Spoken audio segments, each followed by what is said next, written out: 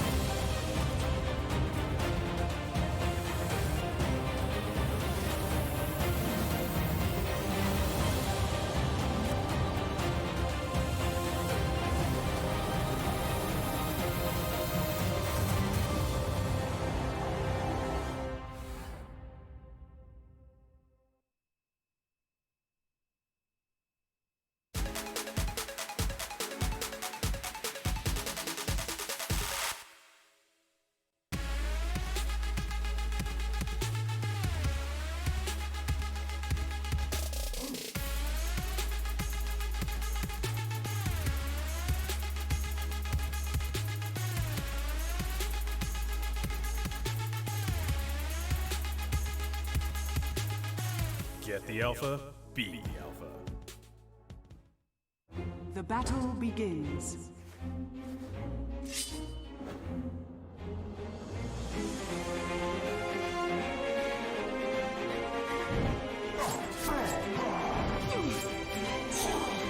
Rampage. Dire victory. With the Strafe Esports app, follow your favorite teams and players, and you'll never miss a match again. Strafe, everything esports. Download now on iOS and Android.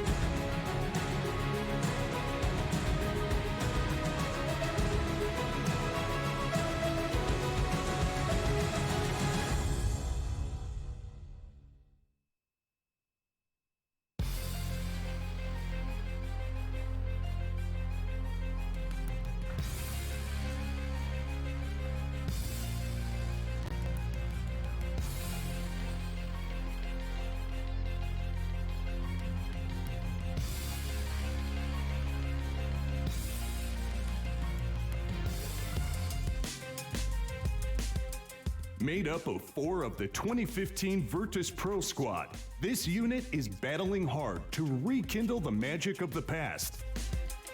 This season has not been easy, but when the Supermajor came calling, they smashed the CIS regionals, impressing at the Birmingham Major. They're here to finish off the season in style.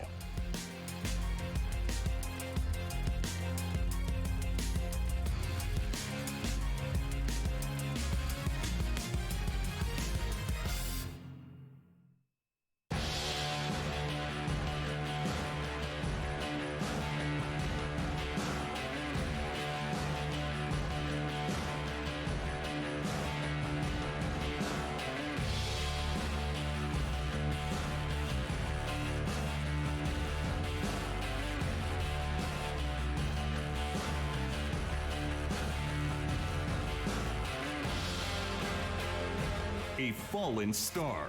This North American team is against the ropes, and aside from victory in Indonesia, they have fallen on troubled times. Vast in experience and high in profile, this is a chance to get back on top. And with a roster this gifted, it's all about execution.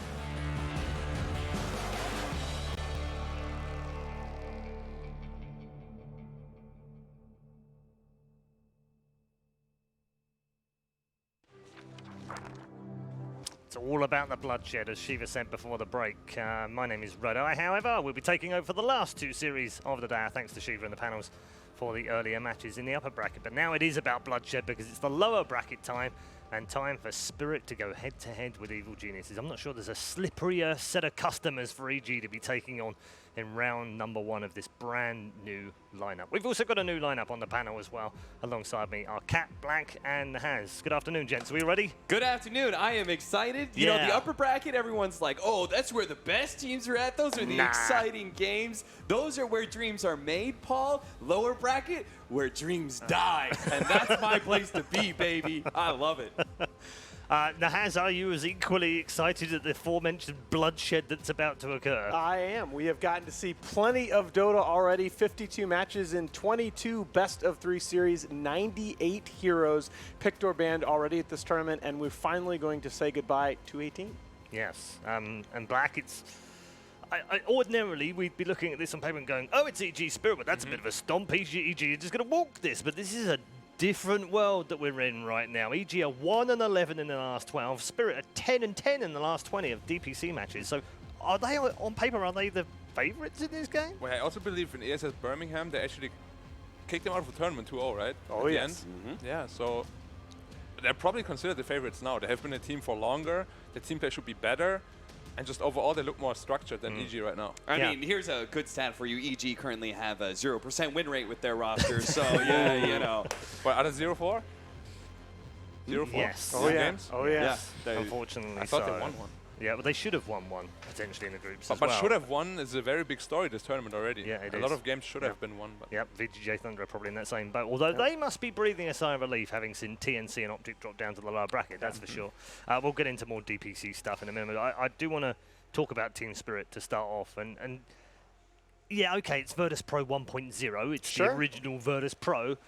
How has it taken them 4 years to get back here to being a major contender? I have said so many times that CIS region is just so hard to keep a stable team. You've got the very top organizations with a lot of money who are continually poaching the best players. The rosters there, aside from this edition of Virtus Pro, are incredibly unstable. And in that kind of environment, it's just, you know, G played at a major and did very well, right? These guys are good players. This is 3 out of the 5 players on this team have 600 or more career victories. Illidan owns the career wins record on 3 different heroes. 2 of them they've played in this tournament. These guys are veteran players. They are good, and they are more than capable of knocking EG out. The important thing for me is that they have recent showings of being good, because I know Nahaz loves his stats, and he loves his history that follows with those stats, and he loves to be able to talk about how players used to be great. But the thing is, with me, Paul, I'm all about what have you done for me lately. I don't give a shit about your past accomplishments, all right?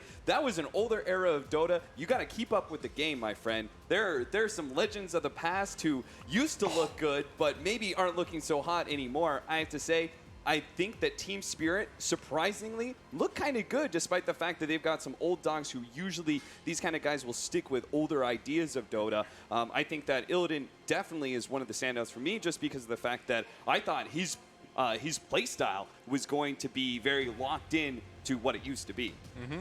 And just like going back to your question before, why it took so long for them to get back together, I think many people don't want to hear it, but ego plays a very big role in that. Because a lot of them, especially in the CIS region, I believe Solo also said so, CIS players have a massive ego problem. And they were a team for a long time back then, and when they split ways, they all thought, oh, I'm way better than you, no, I'm way better than you, no, I'm way better than you. And now they're finally back together, and hopefully they like put their differences aside. It sounds a lot like NA, so it's a good matchup. CIS versus NA, a lot of ego between the two. But I'm just surprised. 4 European players? No, 3 European players. That's true. The Europeans are the mediators between this. I'm just surprised that you haven't come back on the, you know, used to be a legend and. Well, I wasn't talking about Black. I was motioning you were, behind Austin. me. Right. I mean, like it was like a metaphorical in the past, you know, behind. I mean, him pointing at me, like, I completely didn't believe that you were talking about me at all. Yeah, exactly. I mean, he was just pointing in this direction because... This guy is very up to date on Dota. Make him complacent, Dom. We're going to get him later. He fully understands the place of Satanic in the current meta, so he's up to date. He's fully aware of how to farm. And uses drum charges to do so. That was like 3 years ago, man. That was 3 years ago. Never forget. But I won't forget it either. No, quite. Because I was happy. EG, Alan. Can we take a moment and acknowledge that? Do you want a moment of silence for that? Do you want a moment of silence for that one? Oh, man. All right, we're over it. Okay. We're moving on. It's fine, Black. We're all together here. We're all nerds together. It's fine. Yes. Alan, I feel the EG. support. EG. Okay, good. I mean, 4 games in, hard to really quantify what they have done or what they could do in the future. We know they're 5, you know, fantastic players on paper. It all looks right. It feels kind of right. I mean, I like Bulldog said the other day when I said to him, do you think it's too early to expect too much? And he said, no, God damn it. These guys should know what they're doing. They know how to play Dota. It's disgraceful that they'd be losing this badly. So, you know, he's very vociferous about the fact that they should just be playing well straight away. Is that fair, do you think, or do you think they're going to need some time? Yes, I think it is fair, because I think when you talk about a team with this level of talent and this level of expectations and this level of brand, it's not just about the win-loss record. It's about the eye test. It's about you watch these guys play, and they looked positively lost at Birmingham, and they haven't looked much better here. I mean, you take a player like S4, who is one of the most consistent contributors in the history of the game, and you put him on a side lane Leshrac in a position where he's not going to get any farm whatsoever, and he dies 16 times in a game. Now, okay, you die 16 times in a game, you probably made a few mistakes, but a lot of that is on your team. I think Artur and Sumail right now are playing their heroes rather than playing Dota. And this is not a team that is putting its players in position to succeed. You agree with that, Kat? Do you feel the same as Alan and Bulldog does, that this should just work? I mean, and also, I want to get both of your view, Black as well, on whether you think the 3 guys that are in that team thought it would be an instant fix if they brought S4 and Fly in. Instant fix? Probably just because usually when you get like new members, it's like a fresh start. A fresh start is always a chance for the better, right? Because you know the system is not working right now, so might as well get something new. Maybe it works out miraculously, or maybe it doesn't. But I agree. Usually when you have 5 players that are really talented, it all comes down to chemistry for me. I'm just going to give you one example.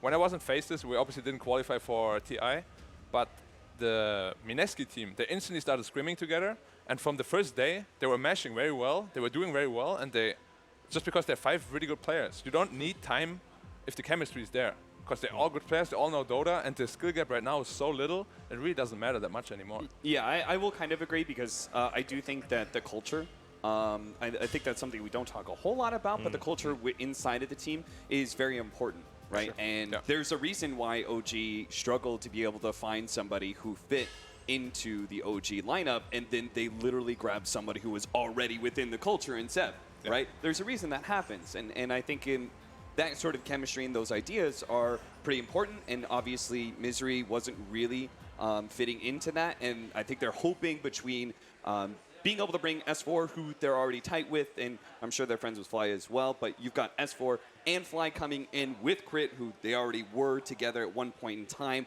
with the 2 EG boys. It feels like it's a perfect 2-1-2 scenario where we can, all right, we're going to make a nice sandwich, you know, basically. And that's partly what I was alluding to when I said it. It looks good on paper. It looks like it fits. It looks like they complement each other really well. Why hasn't it worked in the first 4 games? Why haven't we seen even something in those 4 games? But do you guys remember the old secret, the old EG, these like star lineups that completely fell apart in a month?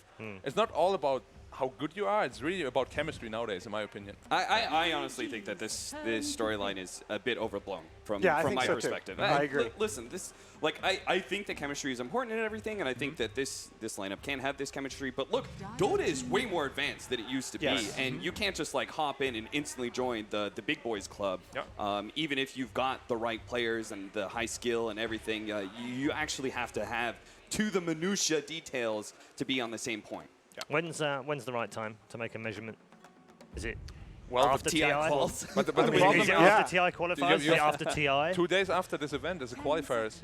What happens if EG loses now? They can't really scrim. They can't really fly back home. If they lose this, they have no more testing ground left. I mean, honestly, look, just to pull this discussion back a little bit and start talking about the draft, one of the things that I learned during my very brief time coaching, there's so much with these teams that goes on behind the scene that you never see, that the public will never see. And these teams can gel in a hurry and they can fall apart in a hurry, all right? And it really doesn't matter. We spend time on this storyline because people want to hear us talk about it.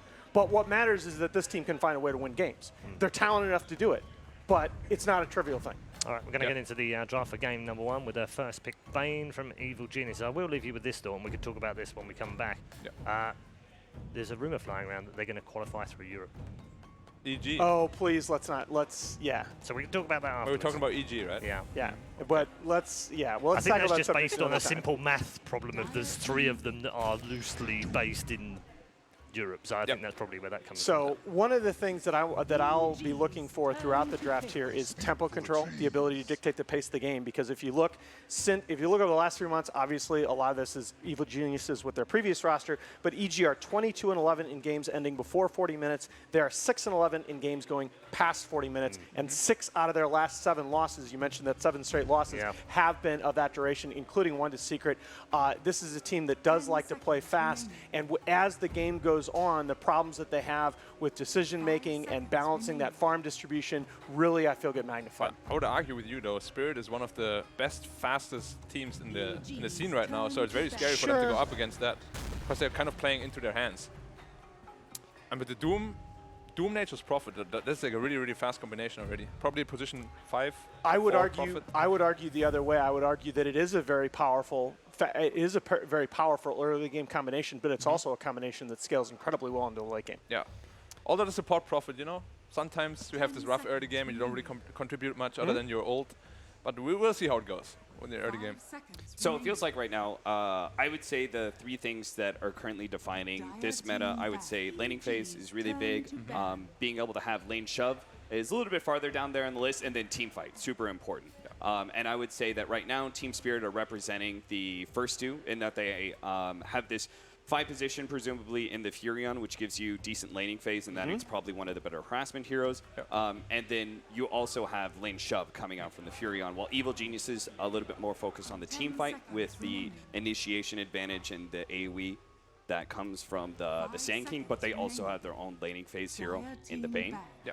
I agree with your 3 points, but I think there's a 4th one as well, which is objective taking. You always want to be able to convert like a kill or 2 kills, a 1 team fight into a tower right after. And the Prophet definitely gives them that option. Right. Whereas EG, not so much. And the Prophet can also apply pressure to different parts of the map. Part of what we've seen developing in the last couple of tournaments is the idea of applying wide pressure across the map. On all lanes. So many teams, so many games in this tournament already, the winning team has peeled back, killed all 3 tier 1 towers before 15 minutes. And effectively the enemy team is playing on a third of the map for the remainder of the game. And that Doom Nature's Prophet is something that can really do that. Besides, the Doom is going to have Crimson Guard and Pipe by 25 minutes. He's going to be running into 4 heroes spamming Infernal Blade, and you got to address that.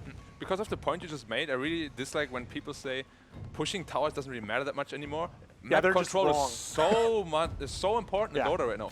Okay, it doesn't give you gold anymore, the 80 gold that it gave before, but it just makes the enemy so scared to move out on the map. The map control that you get is it's made up by the bounty runes, Yes, right? yes. That change magnified it so much. And there was this saying, people in the NFL a couple of years ago, when analytics was coming together, people would say, you make the other team play on a short field. You keep them pushed back. That's what map control right now in Dota feels like to me. You make the other team play on a small map. Yeah. If you only have a third, you can't leave your base. You will just get out-farmed eventually, like 1,000 gold difference per minute probably, and then 10 minutes later, you will just lose the game. Now, I will say also, this Open by EG is something that I've really liked over the past couple of months.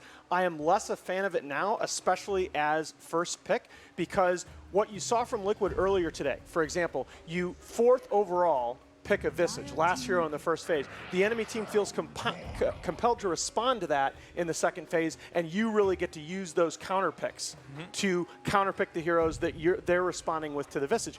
Sand King is not necessarily a hero that you have to respond to in the same way. The Skywrath Mage does, the Silence does have some value against both of those 2 heroes, but it doesn't feel like it doesn't feel like it gives you the same counter picking potential with that second pick in the second phase. We've seen so many of this Sky Axe now over the last couple of months. Is it surprising perhaps that it wasn't banned out? Axe?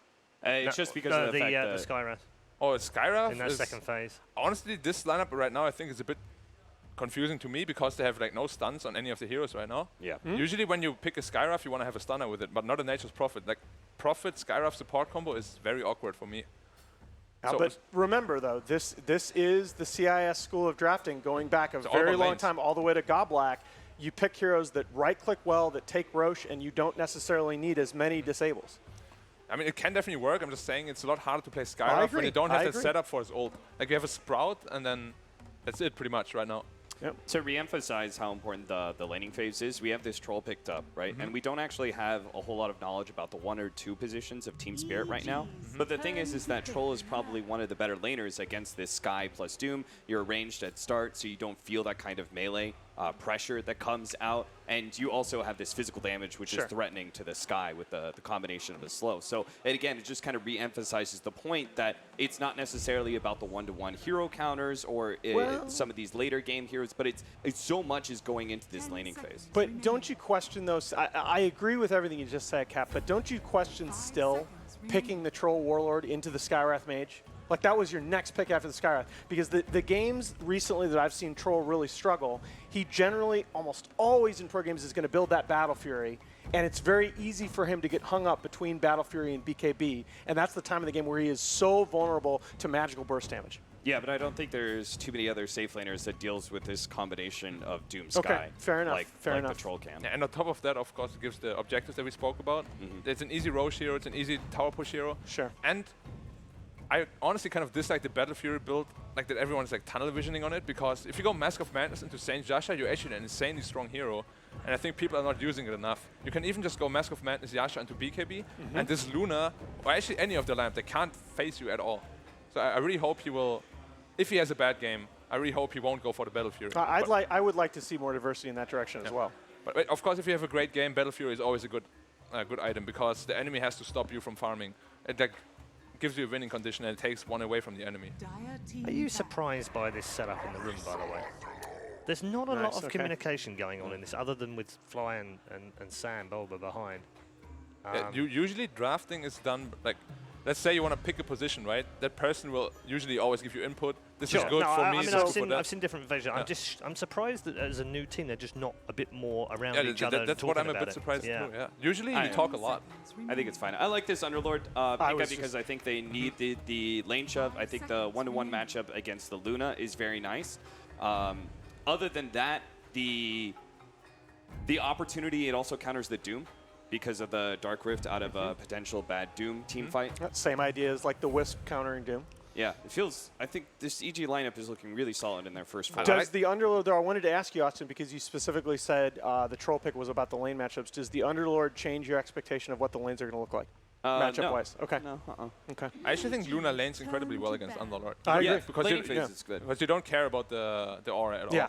Yeah. But at the same time, I really like the Underlord pick because right now, I would say about 85% of the damage is all magical, and he's going to build a pipe eventually. And he's going to mitigate a lot of that. No, same principle as I was talking about with the Doom, that the Doom is going to get that pipe and or Crimson a lot of times both by the mid-20s. Underlord's going to do that. I think you have to match damage mitigation either with superior control or damage mitigation of your own. And Underlord, it's kind of like one up on that. And I think you also want to be able to have a solo offlaner potential. Yes. Right? Because I think you are going to try and run defensive tri-lane into this Doom Sky. And it's not going to be like a set, we're 3 for 10 minutes sitting in this bottom lane, but I think the Sand King is going to make those rotations over. I hope to see that be a tri-lane for no more than 2 or 3 minutes because I think EG really hurt themselves with their with a couple of tri-lanes earlier on. I like this EG draft a lot better, but the problem is that you don't have your 5 position that matches up against the enemy's 5, right? So if the Furion's in this top lane, you don't have a 5 position that matches that because you already have your Bane, right? Yeah, so that's the always Treants run at you. So you aren't going to have a good aggro dual lane in that sense. So better to just forfeit that and give yourself a better solo lane. What I would actually like is put the Troll against the Prophet lane because the Axis, the mischance, the Prophet can't actually fight you at all. So I would actually like to see the Troll go top against the Luna Prophet and put the Underlord bot lane against the pressure lane. Sure. I'm actually super down with that, and that's one of the things that EG was doing very, very well when they were winning a couple of months ago. Is they were putting Artur as the farmer in some of these aggro dual or even sometimes aggro tri-lanes. Honestly, oftentimes nowadays, the offlane is the safe lane. Yeah, G-Lina, man, this is one of the iconic combinations. It's literally the only hero that they need at this point in time because both Troll as well as Stealth Prophet are susceptible to that, and you just need an execution style hero. Boy, Pipe is such a good item. We have to say though, if they don't have a good early game, their damage output is going to be so low. Yeah.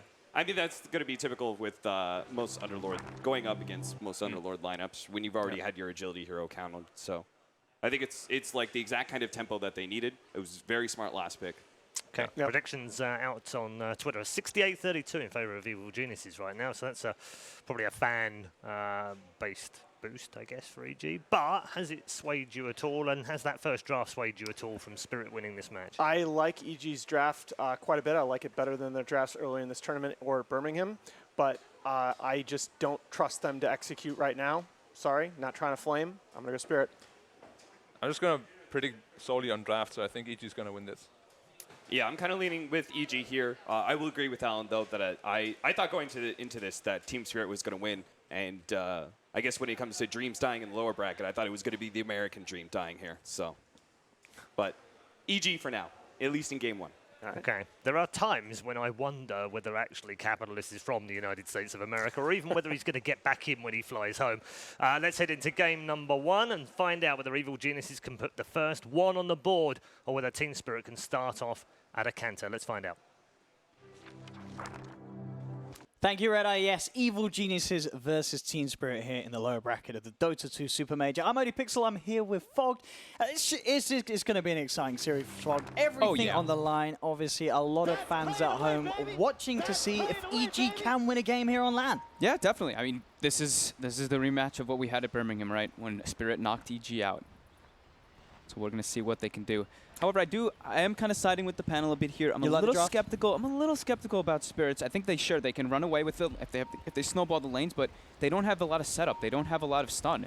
pretty much at all. They're relying a lot on G having this Yule Scepter to let them get these pickoffs. Their chase isn't the greatest, so they're really going to have to do well in the laning phase. And on the contrary, looking at EG's, I'm very happy that they started looking at this Bane. I looked at their last 4 drafts. I'm like, Bane was pretty much like unpicked, unbanned in the majority of the series that they played. Now they grab this hero. It's going to secure their lanes, allow them to have a better time, at least in that stage. Let's see what sort of lanes come out here from the start of both sides. Looks like nothing too surprising.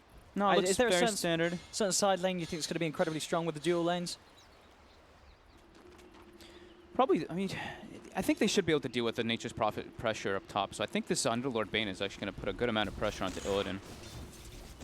Because like these trains, sure, they're going to be a little annoying, but Bane is a pretty buff hero that can actually deal with it. So we'll see how this top. I'm going to be looking at top mostly because I think this is going to be a really important one. Mid, for the most part, should be like trade farm between the two. It's going to be a lot up to a lot of outplaying. What? Jay? That was a weird dragon slave. He ate a lot of damage. He too. certainly did. G getting very low in the mid lane. What was he nuking? Maybe the Ricky. Did he misclick? I think he misclicked like his Tango. I don't know. That was very bizarre. Yeah. He gets a D-ward though, so he gets a little bit of bonus regen. Just looking to see if they can handle this pressure of when the double treants come out up top. And right now, EG's getting quite bullied right now by FNG with this Orb of Venom and the 4 treants. That first initial summon is really important as a Nature's Prophet in that laning start. Fly. It's dropping low. So it's taking quite a bit of a punch here from FNG. Harassment from this support Nature's Prophet doing wonders in terms of making sure that Illidan does have the space. I mean, right now Spirit's applying a lot of pressure to the 2 side lanes. Yeah. And S4 and Fly both dropping very low. Arteezy as well bottom. They're chasing low. S4 up top. And He's S4, dead. he certainly He's is. dead. I mean, this Nature's Prophet. FNG on the Prophet, keeping the aggression high. They weren't actually. It was a really good thing by FNG that he did there. In the first wave, he walked in between the wave with his treants, and the creeps don't aggro because it's that first wave. Yeah. So he just starts putting the beating on the Bane, and Fly was trying to trade hits with it, but you can't really trade too well with Nature's Prophet with 4 treants up when the creeps aren't aggroing. And look at this. I mean, FNG's just bullying. And Illidan's free farming, as it were. The harassment at the moment from Fly and S4 not doing much. Look at these body blocks as well. He's getting a lot of damage. This is an Underlord getting beat down to incredibly low health just as he returned to the lane. S4 just being bullied back by this Prophet. Bottom is not doing great either. It's just double. Well, Troll can be ranged and melee, but a lot of pressure comes out from Skywrath and Doom. The Infernal Blade into this, the concussive shot from the Skywrath. They're going to chase him down here. Arteezy, the Scorched Earth, bringing him down low, and that's going to be Arteezy dead. That's the second kill for Spirit. Uh-oh. Luna free farm. They're pressuring the Troll to not get the crazy amount bottom. The mid lane is going great for EG, but the 2 other lanes not looking so hot. Absolutely not. These side lanes not off to a hot start at all for EG. Fly? Looks like he tries to should get be the okay. wave. He should be okay. He has a brain sack too. Tried to get the whole wave there, but FNG actually pulled it in S4. Is he getting solo killed in here? There's no vision just yet. Oh, he cuts through the tree. Doesn't quite keep the vision. S4 will be able to hide himself behind the tree, but again, 12 denies on Luna. This Underlord getting severely bullied by Illidan and FNG. Oh boy. Mid lane, Sumail is having the greater lane. 17 for 5 against the 12 for 1 of G at the moment. He's out of regen though, right now. And G did bring out extra tangos. Now Sumail actually brings out Salve, Mango. I think this is like what we've been seeing a lot of that in the mid lane just since it's become that 1v1 bottom. There we go, making a bit of an attempt onto DK Phobos, but he has the regen of the Scorch. He's just going to look to try and chase Crit down. Crit pops the stick charges. Arteezy beating into Phobos. Can he quite finish him off? But no, back up there. FNG comes in, takes down the Sand King, and now Arteezy. He's left alone. The 3 of them beating him down. The Treants controlling him. Can he get himself away from this? The concussive shot. Have they got the burst? They have. It's a 4th kill for Spirit. These side lanes from EG. I mean, I don't know about bleeding blue. It's bleeding awful. Top Illidan. Fly's trying to go for something here. Doesn't have the brain set back up, but uh-oh. Like you said, these side lanes, EG, they're gonna have to do something to fix this. They might actually just have to make Fly rotate to try to secure this bottom lane, because FNG is putting on way too much pressure with this Nature's Prophet. We've seen this 5 Nature's Prophet time and time again. EG was one of actually the first ones to start running it. And look at mid. He comes in, he's looking for the body block, setting up for G to just get the punches in, and that's going to be Sumail going down. FNG on his Prophet is doing so much work against EG in all 3 lanes. Spirit should be tipping this FNG man right now. Look at Fly. Fly thinks he can contest versus Nature's Prophet with 4 treants. I don't think so. That's not going to happen. You've got to get yourself out of there, Fly. And he will. He backs off. But FNG, whew. Bounty runes coming up. They're prioritizing getting those. You see crit stuns forward. We'll be able to claim one at least. And they're looking for Biver as well. Phobos coming in though. See if they can finish this one off. Crit. Pops the stick charges. 2 misses. 3 misses. Whoa. Can he hit him once? He Look at the Infernal Blades. So they get the kill, but EG do get their first kill as well. 3 misses on those Infernal Blades. So there we have EG getting a kill onto the board, but still 5 minutes in. Top lane, maybe S4 can find FNG. But no, FNG stands his ground. Looking at the body blocks as well, just getting a lot of right clicks onto S4. Illidan can close the gap for a Lucent Beam. It may just provide enough time for them to get the final through touches in, and it does. Spirit now, 7-1, 3K lead at 5 minutes in. They claimed the 3 bounty runes at the 5-minute mark too. Looks like everything is going in their favor right now, except for that mid lane. It's still G, sure, he got that kill, but you see the last hits, 28-11 on Sumail in comparison to 21-3 on G. So this is going to be the key for EG to play around, at least in this start of the game. This bottom, I mean, Arteezy is literally being sat. He's sitting at the tower. And they should have this. I say that there's going to be backup coming through. The light strike for G comes out, but Crit will dive in with the stun, secures the kill for EG. They're able to punish G. As you say, the strongest lane they've got going at the moment, they're able to capitalize on that and get something extra out of it. Getting that kill, but Sumail, that tower here, getting pretty low. Crit dives in with the stun, but it's going to be off the mark. So FNG just turns and gets some right clicks in as Crit has to back off. Sumail will have the salve. Definitely, Arteezy might actually get himself a free kill here on Biver. There we go, Biver. Getting chased, and indeed, Artur. One more right click, and he's got it. Okay. Right, there we go, Arteezy. That's a killing spree as well, so he gets a good chunk of gold there, which he really needed. He was being pushed back at his tower the entire time while they were making those plays elsewhere. Sumail nearly has the phase boost, still got that invis, but Sentry is down. And DG and FNG well aware, and actually looking for a bit of setup here. Find the light strike array. Got Laguna. He does indeed, and Sumail getting slowed by the concussive. That's Sumail taken down as Spirit this time, bringing an extra 2 to the mid lane to help G get that kill on Sumail. He saw the Nature Prophet too with the ward that they had, but I guess he felt safe because he had the Tango, so he's like, oh, if he sprouts me, I can just Tango up, but FNG, quick Treant spawn, gets that body block. That's the thing that we've seen a lot. Even if you have Tangos, those Treant blocks are ridiculous. 4-0-2 on this Nature's Prophet. You know what we've also seen a lot this tournament? Luna getting free farm, just carrying a game. He's got 40 for 22. Again, down bottom, another go being made onto Arteezy, but he's able to keep himself safe underneath the tower. But that's a lot of farm on the Luna. FNG comes forward. In fact, they do have a level 7 Luna here. Illidan thinking about fighting, but with the 3 members of EG, FNG and Illidan will back themselves away. Again, FNG just being an incredible nuisance here with these treants, blocking off EG from any sort of movement they try and make. Yeah. EG has to be prepared for an early level 6 on the Nature's Prophet. I mean, by early, I mean, still it's that 10-minute mark, but FNG is already level 5. You can get really caught off guard by that. If they apply the pressure to Arteezy, an Infernal Blade, a Concussive Shot, a Wrath of Nature, easily be able to bring down either that Troll or even the mid lane. Just one slow. You can definitely go for that. What are the supports on EG doing? A bit under-leveled. Level 3 on Fly, level 4 on Sanking. Kind of as expected with the pace that Spirit's been putting up. And that's the pacing of the game is something really important, at least from what I've been seeing from EG in the last few games that they've played, is they're getting outpaced by most teams. They just want to farm a lot, and they get punished for it. FNG is up top, looking for the setup. The Nature's Wrath. Biver's coming in as well with the wrap around. There's the silence onto the Bane to make sure that there's no sort of safe play that can come out immediately from Fly. He does get the brain sap off onto Biver. FNG will look to chase down S4. Illidan continues to work onto Fly. Fly's taken down. S4 goes straight for the TP out, and he'll make it. But again, another kill set up for Illidan's involvement. I like how when they make those type of plays too, G's just farming jungle. I think he had a stacked camp as well, but he makes sure he's not going to be able to get ganked when they commit 3 heroes to put up top. And Spirit now, they're looking to actually smoke and make this Luna get involved with the first Eclipse. Level 8 already on Illidan. This could catch Sumail off guard. Could, if they can get one sort of, I mean, just a Lucent Beam into Light Strike if G's quick. Let's see if wrap around. Can they get it?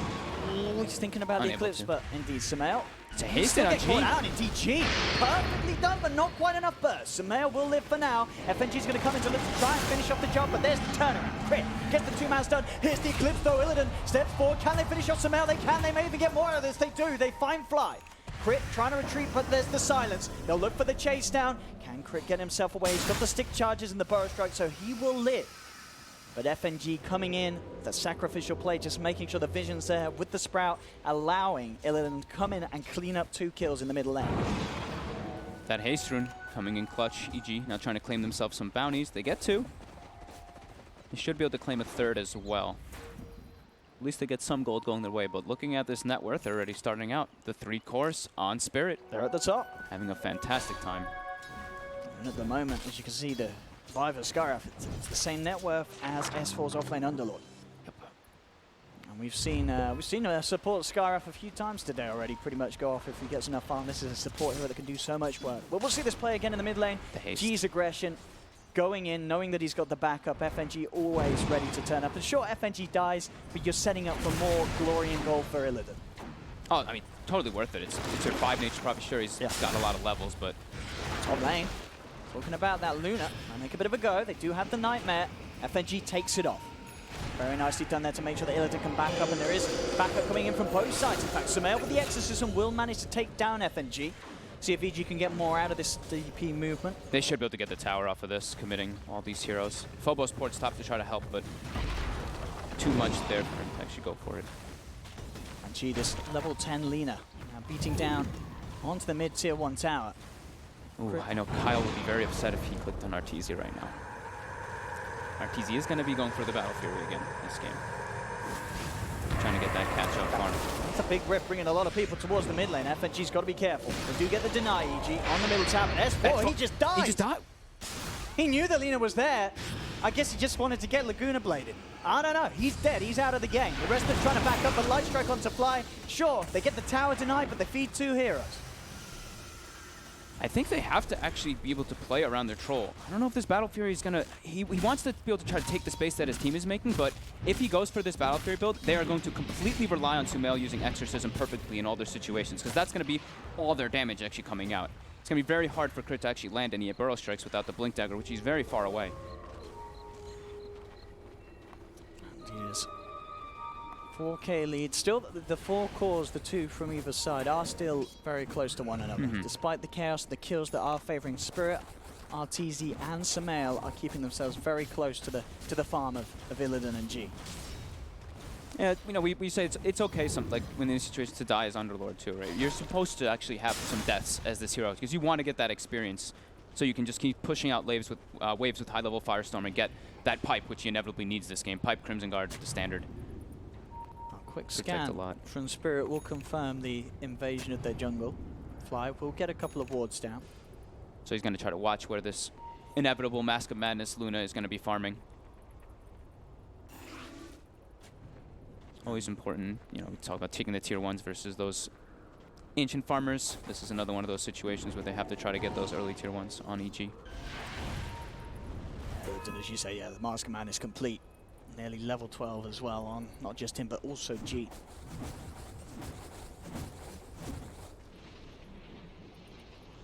Well, CEG positioning themselves to look for another kill. Arteezy farming aggressively over Spirits off of the map. EG's got to look to play aggressive since they're going for this Battle Fury Troll. Sumail mid. They've got the silence into the Doom. No escape for Sumail. They just run him down. They've got the slows. They've got the gap closers. They're going to play this fast. You know that. You're playing versus Spirit. They like to go for these kills. And when they have a Luna who's been pretty much free farming the whole game, they want to be running around as 3 heroes with that Nature Prophet able to TP and constantly, and Illidan just playing his own game. He's just going to be the farming monster. Already level 12. Very early level 12 on both of these cores on Team Spirit. The Luna as well as the Lina. That, I mean, level 2 Laguna versus these heroes that won't have the BKB for quite a while. The Death Prophet as well as Troll, very susceptible to that magical burst.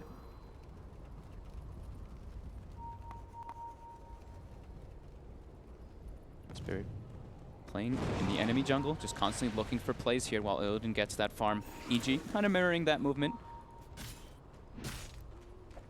It's easy. getting pretty close to the So battlefield. he's about He's not getting 1800 away. not getting picked off. He's getting the space. He's finding the space, and Spirit, as you say, wrapped around behind the mid lane as EG themselves are pushing down onto Spirit's mid-tier 1 tower. They're getting the ghost out as well. See if any sort of response comes from Spirit. We'll see if they want to try and fight into the exorcism, but it looks like they'll let this one be. Let EG take their tier 1 tower mid. They're letting Arteezy hit top tier 2 as well. They're kind of sitting idle right now while Odin farms. They have to punish one of the side lanes, and it looks like it's going to be Arteezy they want. Try and chase this down. They don't have Doom available, and they can't quite close the gap. FNG turns towards Sumail, holds him back with the Sprout. In fact, Sumail with the Yules. Can he live himself through this? He backs off. There's the jump in from Crypt, but the Eclipse is already out. Can they kill off Illidan? He's been rooted. Light Strike away though. They're pulling low. Laguna Blade takes down one, but indeed they've lost Illidan. EG getting the big kill. Can they get more? Sumail moving towards Biver. Phobos, feeling confident with the Scorched Turf regen, will be enough to force them back from chasing for more. Beautiful pit from S4, catches 3 heroes just on the edge of it.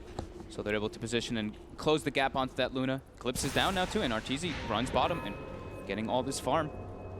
This time it was EG making the heads-up move, collapsing toward top where Arteezy was pushing, and Spirit just being a bit too slow. So a quick move by EG, very nicely done. 1k gold, and Arteezy will have that Battle Fury. And as you say already, he's keeping on par with the farm of Illidan. So you can only imagine that Arteezy with his Battle Fury may just be able to out-farm this Luna with the way that Spirit are playing. Say that few moments of sort of slow down in pace of the game that Spirit has been forcing. It's benefited EG. EG have found these openings and are starting to close that lead that Spirit had from the start. And if he can get the Battle Fury without dying a couple times, then it's absolutely worth it if he can actually make the greed work. Mid lane. Arteezy just a little too speedy with the phase boots. Team Spirit quite unable to close the gap. All of EG positioning themselves top. They're trying to make plays happen, make Spirit react to them rather than the opposing way. Yeah, they're doing a good job of stabilizing the game after what certainly was a bit of a rocky start. Those two side lanes getting just outlaned by Spirit's composition. Yeah. But now EG are making the favorable maneuvers, as indeed that tier 2 tower will now fall. EG able to claim it. That's 17. That's pretty early getting a tier 2 top. This movement that they did, this mid movement, they're pushing it with the Exorcism, having Arteezy top. Spirit just didn't react in time. Getting punished. They're hunting. They've got the vision. The Sprout is out. Crit's been found out. It'll pop the stick charges, but that won't save it. The glaives of Illidan too much for this Sand King to deal with.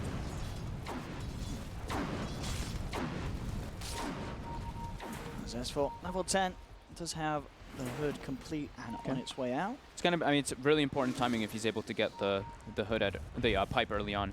And BP, they're actually making their way into the pit. Okay. Do they get away with this? That is the question. Does not seem like Spirit knows this is happening. Yeah, it might not be expected. EG's warding is just completely emphasized on playing around the enemy jungle. All 4 wards committed up there. They do not care about their side of the map. Spirit's not gonna know this is going on at all. They're not gonna get in. They get in with the Exorcism, and this is big. They're not only getting Roach from the Aegis, but that will be the money for Arteezy to go and pick up his battle. So Arteezy certainly on the road to being able to hit those item timings that he needs to keep on pace with the Luna as Spirit. Yep. EG has to be careful now for the next few moments though, because now they don't have Death Prophet ulti, and sure, the troll has an Aegis, but he is still very susceptible to dying. You see him he queues up the BKB right away afterwards, so he can actually look to stay involved and just run at the Luna inside of the team fights, or the Lina in that instance, either one of them. And Sumail goes for the early Aeon Disc. I like this a lot actually versus all the magical burst that Spirit has. Aeon Disc, as you say. Crit, bottom. We'll get found out. They got the burst. This is Spirit's time to make stuff happen. They probably are assuming that the Death Prophet used the ulti to try to go for that Roche, so making those plays. Definitely ideal for them right now. He has to farm a bit more before they can look to take a fight. They still are very reliant on Exorcism until they've got the Sand King Blink Dagger.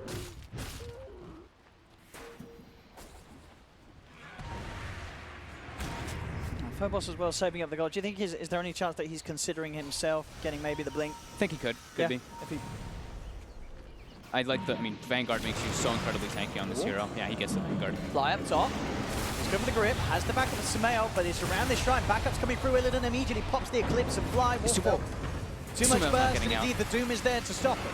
He's got the Eon Disc to buy him some sort of space and time to have the damage, but it's not enough, of course. They chase him down, they punch him down. G picking up the double kill. I think they had to play a little bit more casual, more calm in that instance there. Like they can't be going for these aggressive plays when they don't have the Death Prophet ulti. It's very risky for what Spirit has, especially around a shrine too. Let's see what they can do with this blink.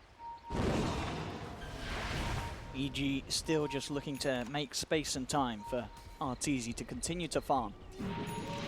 Illidan after the back of that fight, and those pickoffs is leading the charge in net worth. Yeah, Shadowblade now on G. He's getting outpaced pretty hard by the farm of that Luna. Spirit's just making those heads-up moves. And they can't, I mean, this troll can't get involved right now. If he walks into a fight, he's dead. He's just way too susceptible to death with this build. When you go battle here, you're not a fighter. You're all about the farm.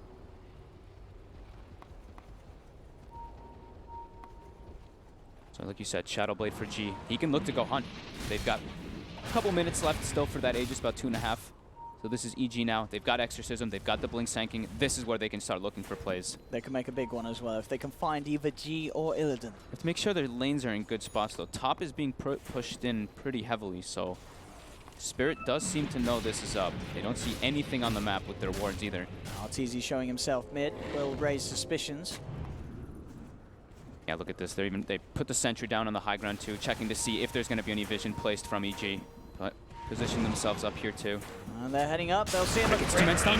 Immediately with the Burrow Strike, catching onto 2, sets up for the kill on G and FNG. They've got the control. This is a BKB Luna that can't get himself out of this, as he's held in place a big jump and a huge play for EG. Off the back of that smoke, getting G, FNG, and Illidan. A huge gold swing. It seemed like Spirit was prepared for it, too. They put down the sentry. They were all kind of poised around that high ground, but Crit with the heads up, just instant blink on the high ground into 2-man stun. Absolutely ideal. And they can claim themselves tier 2 off of this. And this is going to close that gap for Arteezy to get that BKB and catch up to the Luna. Once he has BKB, he can start running into the fights and not being afraid of all this heavy magic damage lineup that Spirit does have right now. Mostly magical.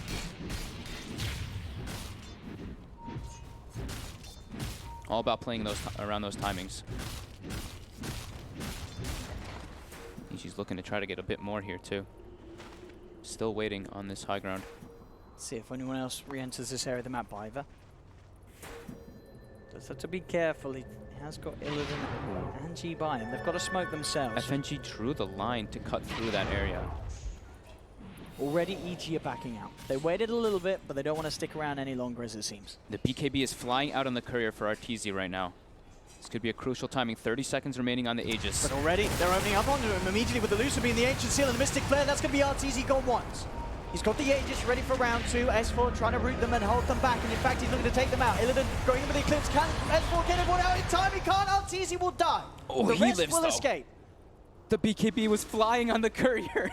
If he had had the BKB there, he does not die in that instance. They're able to either take him out or maybe even look to re-engage with Crit, because he still had Epicenter. They still have Fiend's Grip. Sure, they didn't have DP ulti, but they had some other options. It was Illidan also showing that BKB, though. Getting his a bit faster than Arteezy. Spirit, heads up play. Crit, bottom though. They're looking for Illidan. He does indeed still find it, and as you say, his BKB unavailable at the moment. Illidan sticks around and pays the price. He was very alone pushing out bottom.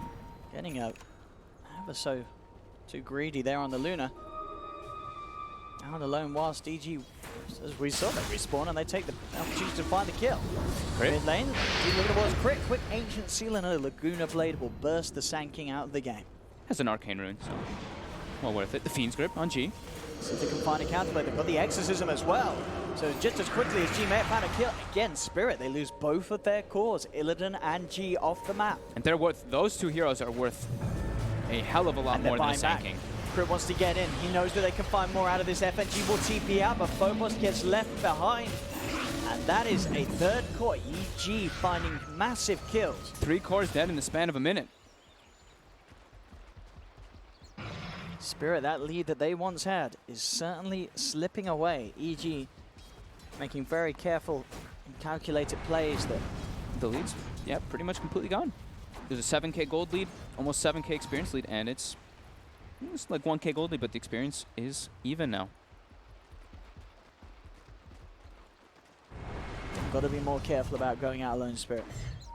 We've seen it multiple times. 2 instances where core after core has fallen because they've just not been grouped up as a unit, and EG are making the smart smoke plays. And, I mean, they're playing at a fast pace. This time they don't even have their ultis available, but they're looking to take these fights. They're trying to catch Spirit off guard. Arteezy going for the push toward top, and we see they want to clearly get to the backlines. They want to jump on top of the Lina and the Luna, all going blink daggers on their cores. He's going to get caught straight away. Crit with the burrow strike from the high ground, picks up another for EG.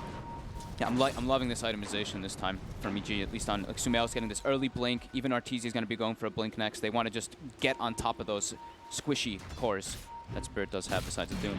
FNG. Been chased. Arteezy chops his way for the tree line. Doesn't want to commit for the chase though, knowing the backup will be inbound. G.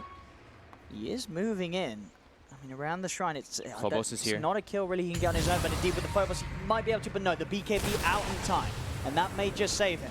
He's backing off, and he does have Crit in with the 2-man burrow strike, holding them back. They've got the dust though onto Crit, trying to turn with the Laguna Blade, but it's not enough magical. Crit will survive, as that BKB reaction from Arteezy does keep him safe. Yeah, I mean, if he doesn't get the BKB off, dead for sure from the chase with the Infernal Blade.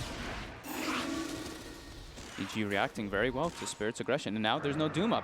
Laguna was used earlier as well. Laguna's short cooldown though. But now EG, they've got everything available. Exorcism's up again. They've got pretty much everything, and Arteezy even has that Blink Dagger too. So, Blink Sanking, Blink Death Prophet, Blink Troll. Gotta be pretty hard to be in a good position now on Spirit for the Lina or the Luna. That gap closing is available now for EG. Illidan's position has to be absolutely perfect. He might even need to get like a Hurricane Pike. Just they still have like the BKBs, but he has to find a way to get himself just away from that Troll, away from that Death Prophet. He might want to go for just the Greed though and get that Butterfly that's the usual build. And yeah, he buys the Eagle Song. And he doesn't have any hero that's got any sort of save if he does get jumped on as such. Yeah, they're gonna have to like sprout him and push like him push him away. Yeah, it's gonna be some like, it's gonna be pretty hard for them to peel the Luna away from those cores. Arteezy instantly queuing up the MKB. Preparing for that Butterfly of Illidan. And continuing to now maintain his position at the top net worth. And keep this pressure on too. The lanes all being pushed out constantly by S4 with that Firestorm. FNG trying to match that as this Nature's Prophet bottom, but you see Spirit, a lot of them are staying in their base. And this is the Roche respawning. EG, they've got Exorcism. This should be a free Roche for them. Spirit, they can't make there in time at all. At the speed that EG take this, it's quite something between the Troll and the Death Prophet. The power of once you start asserting map control when you have heroes that can take this advantage into a Roche. EG making these very crisp, crucial moves. They seem to know where FNG is too. Spirit, the question really is if they can swing this game back in their favor. It's obviously very close, but the fact that they did have that lead, they did let it slip away. Arteezy and Sumail now in a fantastic place. Yeah. I mean, the Battle Fury has absolutely paid off this game. Yeah. This is one of those situations, it was well worth it because he's only died 3 times. And we saw he as died well twice before the Battle Fury. Yeah. So. And on the stats, even with the Battle Fury, he's had a very high kill participation, about 73% this game for Control. So he's been getting in there despite this sort of build that normally would lend more towards the farming. They have managed to enable this Troll around one another. Spirit's trying to make a quick play here, though. They know Exorcism's down. They've got Crit. Immediately make the jump onto the Doom. They've got a quick burst onto Fly. Fly will be taken out. The rest of EG immediately looking to just get out of there. They know that they've been jumped on. They know that Spirit's looking for a fight, and EG will make sure they don't lose anything more than just the Bane. Now they really need the Blink Dagger on this Doom. It's going to be incredibly important for Spirit, because the thing that we were talking about earlier is they're going to struggle to catch in some situations, and it's starting to look like that. EG, they're starting to be able to split them up around the map. And they really need Phobos to have it. I mean, it really seems for sort of the last 10 minutes or so, it had just been EG making the plays and Spirit sort of being a little complacent, sitting back, not really getting much done themselves. Until that play just then, of course, where they did try to kick off a team fight, but they just couldn't quite find the opportune way to start it. Yeah, I mean, it gets harder when the Troll gets the BKB, right? The last time they killed the Troll was right when the BKB was being delivered. Besides that, they've killed a Sand and a Bane. They haven't been able to find the opportunities to actually catch the cores on EG at all after that early game. Bless you. Thank you. So Crimson Guard and Pipe finished on S4. So, you know, we were saying it's still heavy. It's mostly magical still on Spirit. Sure, the Luna can get in and have that physical, but now he's got both to really reduce a lot of the damage that's going to be coming out from Spirit in those team fights. They're getting a lot done, EG. Yeah, they are. They're the aggressors. Starting to queue up the Lincoln Spheres to be able to block that Doom. I think they've got a good amount of spells to block the Doom as well as the Laguna. Sure, there's a good amount of ways to block the Lincolns, but in those heated scenarios, it can come out to be pretty clutch. And I don't think Phobos has gotten an opportunity to use this Crimson Guard either. That he got at a pretty early timing as well. They're just getting split up around the map by EG. EG's just pushing in the side lanes with either the Death Prophet or that Underlord. How much of a worry do you think it's going to be if the game does go on, that Spirit do have this Nature's Prophet that can transition into sort of a corner, have that split push pressure, or with the Underlord are they sort of geared up enough to deal with that? I think the Underlord does deal with it, yeah. And they have I mean, these Blink Daggers are really going to be a huge problem for this Luna as well as the Luna. Here we go. They've got the MKB on the Troll. And with that Aegis still ready to go, EG wanting to make the most of it. Pushing up towards the base. What can Spirit do to stop this? I mean, even the ults available there, just struggling to find a sort of entrance into this fight. EG are allowed to stand their ground and take at least the tier 3 tower. They found Illidan as well with the Burrow Strike. RTZ jumping in, looking at the bash, but looks like he doesn't get any of them. Illidan pops the BKB, he's able to turn. RTZ backs off. Has to pop the BKB though for that. Now he's very susceptible to getting killed, but EG, they're going to back off while the ghosts are ending. They got what they came for. Tower's dead. They have the option to go for those shrines now, and they forced all of Spirit back to the base. Now there is a real way to actually start the fight for Spirit, and that's something they've really been lacking. They just want to like run in and try to get these kill after kill after kills. They've got the blink on the Doom. We'll see what they can make of it, if they can actually find any opportunities for Phobos. EG still has the Aegis for 40 seconds. Phobos, he's heading forward. There's a lot of them here. Phobos just walks in, gets silenced straight away. BKB out from Arteezy. They've got the Fiend Scrub onto the side. Arteezy turns his attention towards Illidan, and Illidan's gone. The Luna's out of this fight. That was not the fight the Spirit wanted to walk into. He's going to buy back immediately as Phobos gets focused. Does get the Doom out onto the Death Prophet, but S4, he's already taken the team out. They've seen the buyback. They've said goodbye. They get out of there, but Crit won't. He'll be left behind. But still, they get the cores out. That was Illidan buying back. And the Doom used. That's something that the panel was mentioning. Is that's why this Underlord in these type of situations when you're playing versus Doom, you can just rift out. You reset the whole fight, and now they can look to make their own play, because that was with Exorcism on cooldown, because EG just used the push. Now in about 40 seconds they'll have it available. They can be the ones being those aggressors, and there, I mean, we see what They're all these ready to go again. We see what these Blink Daggers cause. It's just this fear for this Luna. Oh, I'm talking about the Luna. That's a Luna that has just bought back. Illidan cannot afford to die. The Sprout will be popped out to slow them down. EG still hanging around. Arteezy getting the slow out. Doesn't quite catch up the Doom, but the Skyraf surrounded. Fiverr will fall. EG breaking apart Spirit, building up this lead. Arteezy trying to chase for more, but DK Phobos with his own blink will be able to get away. FNG turns, but he's going to get caught out by the Yules. Fiverr will buy back, but FNG on the front lines cannot get out. Arteezy gets the double kill. They just bought that gem as well on FNG. Gets taken by EG. This game, I mean, from the recovery that EG made after the lanes, it's just seemed like a smooth line to potential victory here for Evil Geniuses. This momentum that they have and the way that they've managed to start playing this game. A lot on the, I mean, the itemization really does come into a big play. It's able, like this BKB, he gets the second item BKB, and it just completely halts all the aggression that Spirit had been trying to make around the map. Not having that way to start the fight. That was the biggest thing, not having this blink on the Doom, and no real instant stuns. It's like the Lina from Shadowblade. See, the fight to kick off one spot. Immediately, Crit jumps in with the Burrow Strike onto GG. Just get the BKB out on the front lines. DK Phobos tries to go in, but he's tanking so much damage, he just melts. That's going to be the Doom out of the fight. Focus towards the racks. Buyback from DK Phobos. The Ghost still out for a little bit more time. Crit on the side, he's got the epicenter, jumps in, the two-man barrage strike is there. G's down, Illidan's got as well, both without buyback available. DK Phobos being chased. They'll call GG. Evil Geniuses will win a game. They've done it. This is glimmers of sort of the team that you expect to see. Yeah, they gave up some kills, but in the end of it, they knew what they wanted. They wanted these big item timings. They were able to get it. They got the map control, and the biggest thing was really getting those Roshas after getting that map control. Absolutely. It was huge.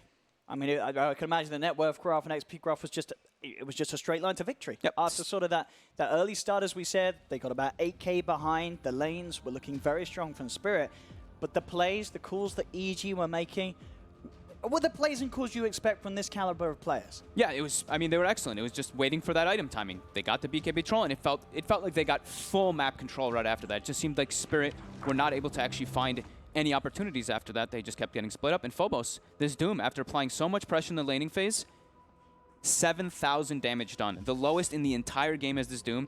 Yeah. Didn't even get a real situation to get the Crimson Guard off. He popped it, I think, in one situation on the Skyrat that was being killed in the mid lane, but besides that, they weren't able to take the fights after EG got these item timings. And I love these blinks. These early blinks on the cores were so important to get on top of the Lina and Luna. It really was. I mean, RTZ's build, even though sort of the panel, what they sort of questioned, if he goes Battle Fury this game, is it going to sort of match the pace? It worked out perfectly. It really did. Because as you say, the Battle Fury into the BKB made him this core that suddenly became very hard for Spirit to deal with. Sure, at the start, we saw him get run down a couple of times early in lane, but after that, they just couldn't get on top of him. Each and every fight moving around as 5. Crit hitting some fantastic burrow strikes as soon as he got that blink. We saw constantly the initiations from the Sand King were just unmatched from what Spirit could draw out themselves. And one thing that you pointed out there is super important for me, at least for this EG squad, from what I've seen in their previous games, is grouping up and moving as a unit. Yes. Because in a lot of these situations, I saw RTZ in the previous games, he was playing Troll, he'd get the Battle Fury, and then he kept being alone and kept getting picked off. This time they were playing around him even if he had that a lot of the time. I mean, we saw, I think it was around, what, the 15 or 20 minute mark that he had this already 73% kill involvement. This is already EG changing the way that they're playing, and it's having very good effect, being able to come back from a deficit as they were out the back of the laning stage. But there we have it, ladies and gentlemen. EG managing to take game 1 here against Spirit in this best of 3 as they hold on here at the Dota 2 Super Major for now. We'll see what happens in game 2, but for now, back to the panel to talk about game 1. Yes, thank you very much, Owen. It is a first victory for the new lineup of Evil Geniuses. 5th time lucky, and they've done it just the right time as well. This best of 3 will hopefully see them go into the top 12 if they can win just one more game against Team Spirit. Our panel are all ready to break things down. Alan, feels good for EG. As far as their fans are concerned, it would be a relief just to get that first win out of the way. Yeah, I don't know how good it feels, but it is definitely a relief. And I think this game, though, may be down less to EG playing well than Spirit playing extraordinarily poorly. You have to read this game and realize we talked so much about the Troll and his progress to his Battle Fury BKB in the opening panel. You got to understand that you have a window between 20 and 25 minutes, and yet, as we're going to see in these replays, 21 minutes, you feed away your Lina and your Luna on a gank at your secondary Ancients on Dire, and then 22 through 24 minutes, you lose all 3 cores solo in 3 different lanes. Fog talked about the importance of not getting picked off. All 3 cores of Spirits got picked off in the time of the game that they were supposed to be winning. Cap, what did you make of it? Well, I made out of it that FNG is a boss. He did really well in the Nature's Prophet. It was very impressive. I think I was thinking about it. I was talking to Alan about how this laning phase kind of breaks down from the draft, and I think the way I described it, it was kind of an unsolvable problem. So I guess in a way, this is a Kobayashi Maru sort of situation where you just have an early game that a laning phase that's going to suffer because of the opening, right? You have Bane, they counter with this Furion, and then they also get the Skywrath Mage with the Doom combination. You're just naturally going to end up losing out on your lanes, but I think what EG did was that they managed to counter the other aspects, and they crafted, I'm not going to say that their laning phase decisions, I have no idea what you are supposed to do. But I do think it was an unwinnable scenario, and they just crafted the best laning situation that they could, and then they countered what I think was the other weak point was going to be going into the mid game with this Furion. Doesn't give you a whole lot of team fight. I love the way that they played around their Death Prophet quite a bit, and let this Arteezy Troll just run out lanes constantly. Yeah, and on the other side of things, I mean, first 25 minutes was okay for Spirit, wasn't it? It wasn't too bad. They were ahead in terms of kills. They were objective-based. They had a chance, didn't they? Yeah, what we spoke about in the opening panel was if they're ever behind, they won't have nearly enough damage to deal with the EG lineup. And as soon as they like died 3-4 times with those cores, like we see it right here, all the replays. First Luna pushes out bottom alone and dies, then Lina pushes out middle alone and dies, and Doom does the same thing top. It's like really weird because usually after the first death, you're like, okay guys, let's go back. Let's like regroup. I don't know. And after that, obviously what happened, they had no damage anymore at all. Luna was scared of the troll, you can't ever man fight a troll, and from there on I think it's really, really difficult to like win the game. Yeah, you have to like doom the troll before you BKBs and you have to burst him, but then you have to also like take into account the Underlord ult and everything. It's just too tough. Do you feel the same as Cap, that it was unwinnable or the puzzle wasn't a solvable puzzle? I think the only way you win is if you snowball, which they did, but then you can't throw it away. Yeah. Yeah. I mean, if you looked at the numbers, right, that 21-minute replay started. They had a comfortable 5K lead there, and they throw away, not only they threw away the 2 heroes, they threw away the 10-second BKB charge on the Luna, who got Fiend's Grip and died as well. And you just can't feed the 3 cores there in what we saw. There's a reason that our highlight people picked out and just showed that entire sequence. Yeah. Cap, highlights from EG though?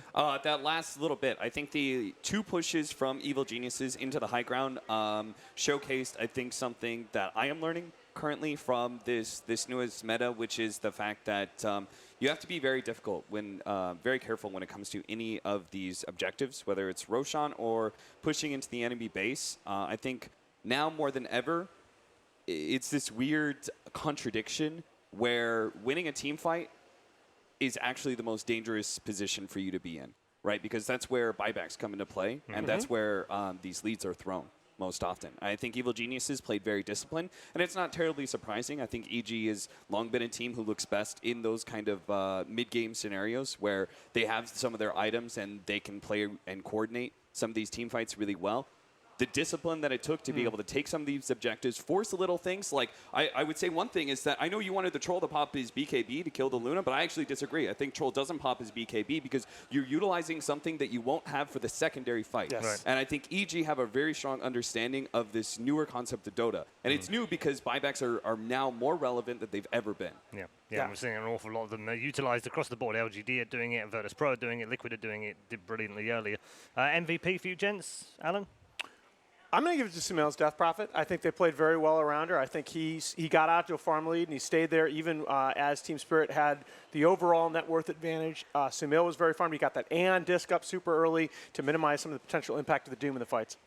It's impressive, any of these mid laners who are on heroes that are not necessarily the best at being able to keep up their farm. I wouldn't say rank Death Prophet like super highly up there, but he still had like second net worth when the game was looking kind of hard. So and did a rough matchup too. Yeah, Lina I was going to say shout out to G because he was the only player in double figures in this match, by the way.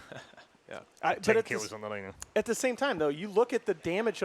The hero damage total for Team Spirit was 10K higher than EG in total, 70K to 60K. Like, they had all the ingredients that they needed to win the game. But by the way, Austin made a fantastic point right there. That sequence where EG took the tier 3, backed, and killed the Shrine. That's a disciplined move that I feel like the last couple of weeks EG doesn't make. And not popping the BKB when you're going on the Luna. Because as long as you have BKB up, Luna has to run away. All right, good stuff. Thank you. We're going to get more from all of our panelists just shortly. As Alan said, the ingredients were all there, but it takes a chef to bake a good cake, and Spirit's cake wasn't good in Game 1. We'll see if it gets better with Game 2 after the break.